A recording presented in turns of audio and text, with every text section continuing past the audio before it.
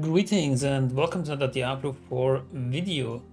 Today I want to go more into detail on the Death Trap build, show you that it's easily capable of clearing anything you want on Torment 4 and just outline the build more for you and see the progress of it. So going right into it, as I talked before, and you can also check it out in the description below, the link to the build from Sanctum. Shout out to Sanctum from Mythics. It's very, very good, very, very detailed and outlined. So you can also see the skill tree right here. So I'm just going to go over it and tell you what I might have changed or not have changed. Right now I also have these 3 points into shadow steps. I'm actually, for convenience, I'm using blade shifts to stack up momentum. More to that in a second when we get to the gameplay. But actually you would use a shadow step right here. And then concealment, subverting concealment. You know what? Maybe I'm just gonna use shadow step just to show you, because in my last video I actually used the blade shift kind of workaround. So maybe I do it like it is supposed to be right now.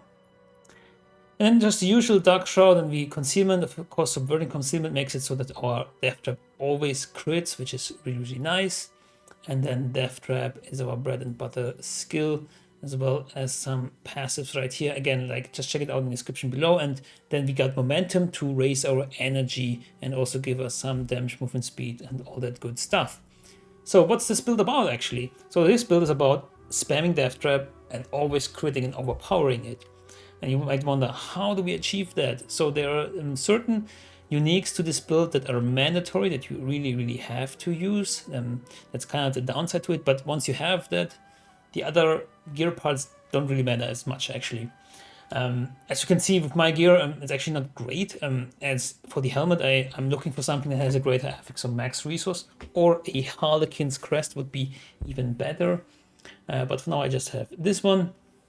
And the uniques that I just talked about is, for example, Banish Lord Talisman, which makes it so that after we spend 275 of our primary resource, our next core skill is guaranteed to overpower. And also critical strikes at overpower deal even more increased damage. And you can see here it's just a mid-roll, so I can even get stronger. And then we have Beastfall Boots, which gives also maximum resource, very, very important here. And then when I cast an ultimate skill, my next core skill consumes all of my energy and deals increased damage per energy consumed. Again, a mid-roll needs something better. But this is the important part. And Death Trap is an ultimate skill and also a core skill thanks to Scoundrel's Ladder, which makes our trap skills also core skills.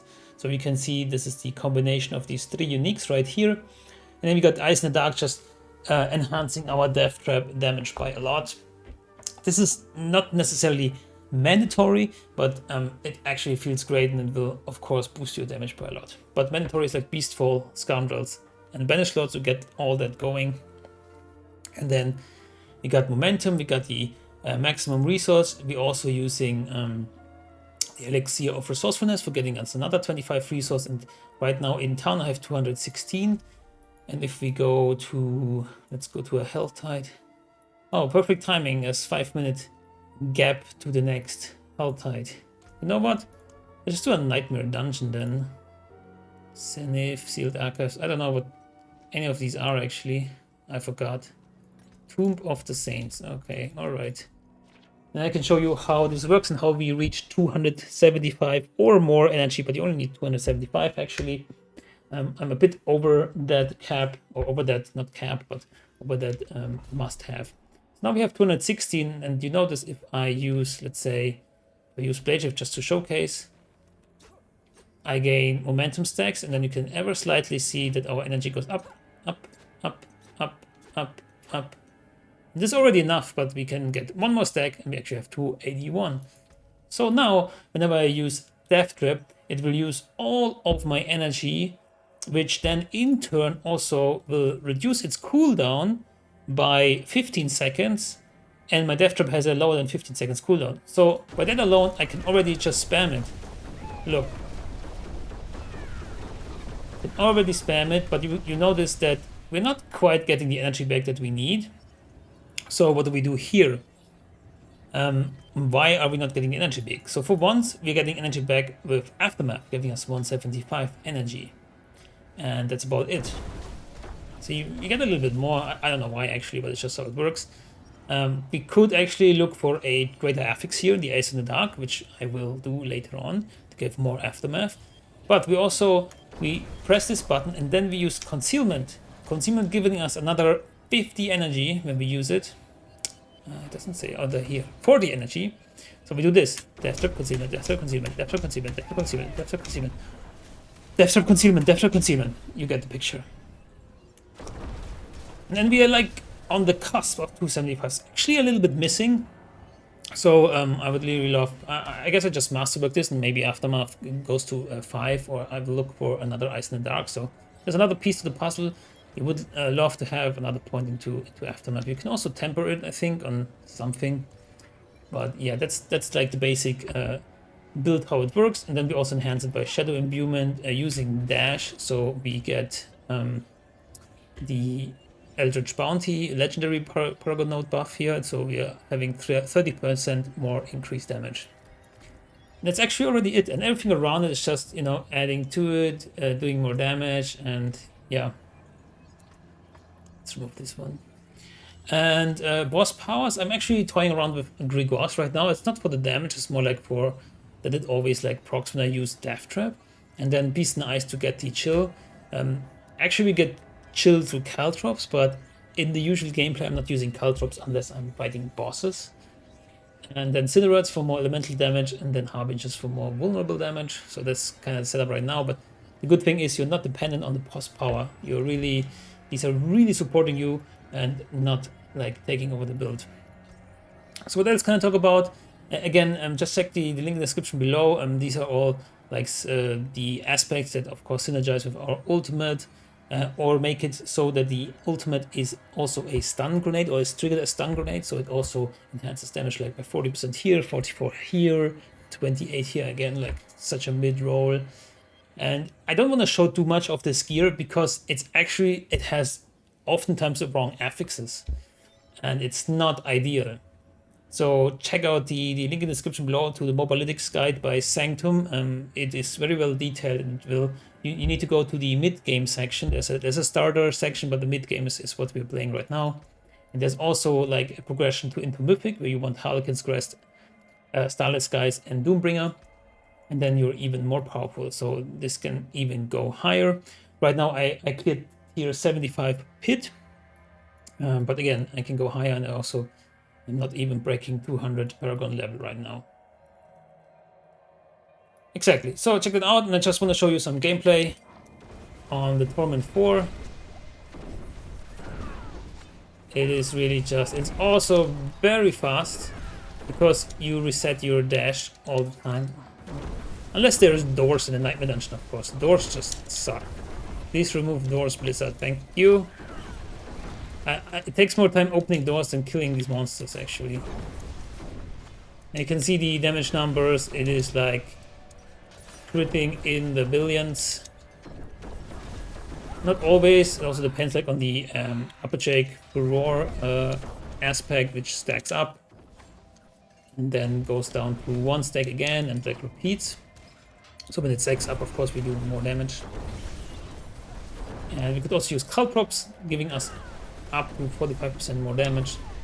And I also killed Belial on tier 4 with that, like the Supreme Belial form, which was no problem whatsoever. I think the in-game sound is too loud. Sorry about that. And yeah, you can check that video out. It's only like a 1-minute video because it was really, really fast. I can just throw my death trap just to reset my cooldown on dash and just keep going. Even if there's no one around. Like, Death Trap even resets or gets like a cooldown reduction of like 5 seconds or something if it overpowers. So there's also that. But we don't technically need that. As I explained earlier, when your Death Trap cooldown is... Oh my god, that looks amazing. Death Trap cooldown is like 15 seconds or less. You will just get the reset by preparation alone. I don't want to do a 1-minute event right now, actually. The only, like, let's say, a bit annoying part is that I play with controller, I have to press LT, RT, or whatever I bind it to. I found that the most convenient. because you're always spamming concealment before using Death Trap, and you really need a rhythm to it at some point to do it fast. But we're using that because concealment makes it so that our Death Trap will guaranteed crit. So maybe there's a way to circumvent it. For example, if I only spam Death Trap, it is still effective, right? But if I do it with like guaranteed crit, look, boom, it's way better. Because my crit chance is like what? Probably not high. Crit chance 26% with some buff that I just had, so it's just 11% base. You don't really want to invest in the crit chance because you're getting guaranteed crit with concealment. So yeah, that's the build. I'm also gonna do some highest pit run and show that to you, but it's basically gameplay-wise the same thing. So I just wanted to go a little bit more into detail into this video and yeah, show you like the mid-game variant where you can progress towards. But I highly recommend this build. It's really, really strong and, well, to me at least, very fun. We got a better juggernaut aspect. Look at that. I really need better aspects. Look. Anyways, thank you guys for watching. Also, before I forget, sorry, runes. Last time I didn't even slot in runes. I didn't even talk about runes. And then I was like, I still do Dark Shroud. I don't even have Dark Shroud up. Or I was using the Ambrose aspect, which I don't need because we are getting our Dark Shroud now through the mod rune. So Pocket Mod will always keep our Dark Shroud up. And then we have Sun and Xal, which gives us max life when we cast ultimate skill. So we are really, really having a lot of life. And it's very good because overpower scales with your max life as well. So yeah, but that's it. And yeah, is that it? Mercenaries? Again, it's in the build guide. Check it out. And yeah, peace out. Good luck, have fun, and goodbye.